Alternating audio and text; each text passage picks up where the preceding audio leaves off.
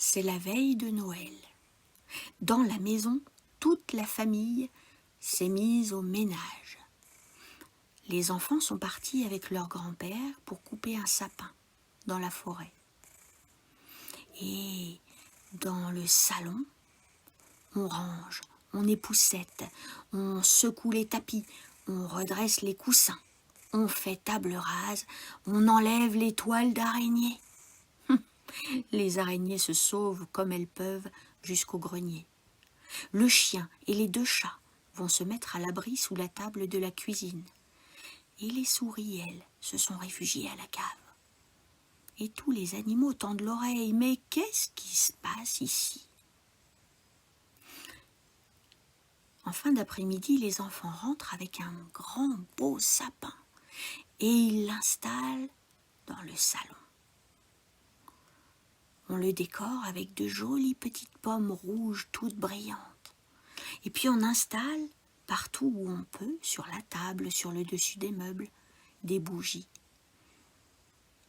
On allume toute cette douce lumière. Et puis le soir arrive et tout le monde va se coucher.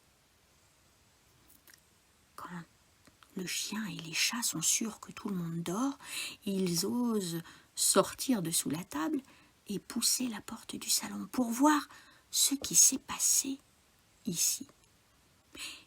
Ils découvrent un grand beau sapin qui touche presque le plafond et qui est décoré de rouge brillant. Oh, quelle merveille!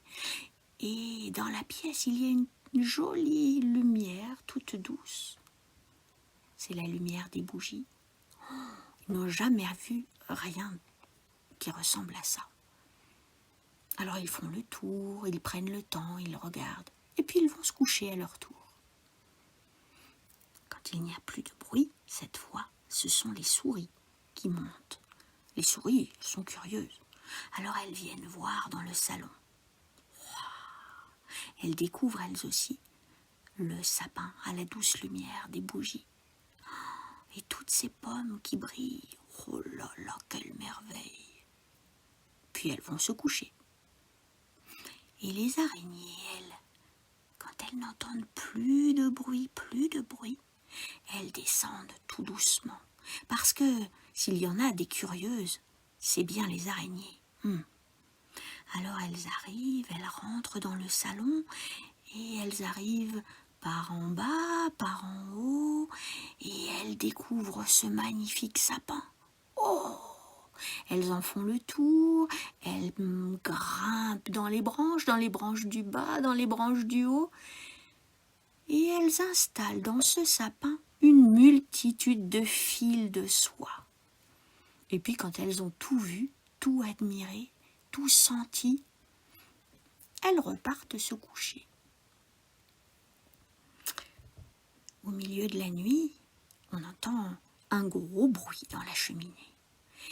Et apparaît dans le salon un gros bonhomme barbu, tout habillé de rouge, avec les bras pleins de cadeaux.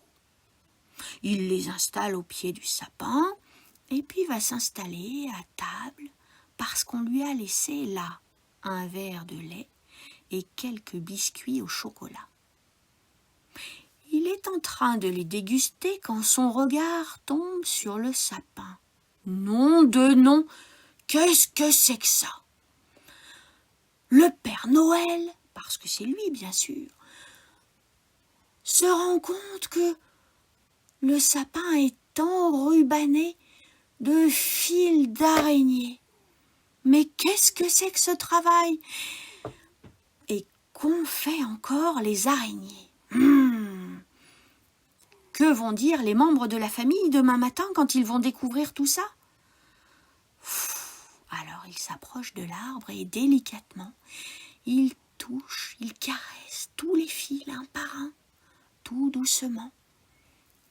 Et puis quand il a tout fait, il se sauve. C'est qu'il a du travail.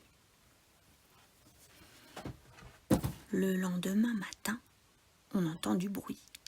C'est le bruit des enfants qui se réveillent, qui descendent l'escalier en courant, qui vont réveiller les parents, les grands-parents et tout le monde. Et quand la famille au complet est là, on pousse la porte du salon. Oh, oh, oh. Merveille des merveilles! Toute la famille découvre ce sapin décoré de fils de soie brillants. Oh, on n'a jamais vu ça. On n'a jamais vu ça jusqu'à ce jour. Parce que depuis, chaque année, et grâce aux araignées et à leur curiosité, nous décorons, nous, nos arbres de Noël avec des guirlandes brillantes. Il faudra s'en souvenir et garder quelques araignées dans la maison.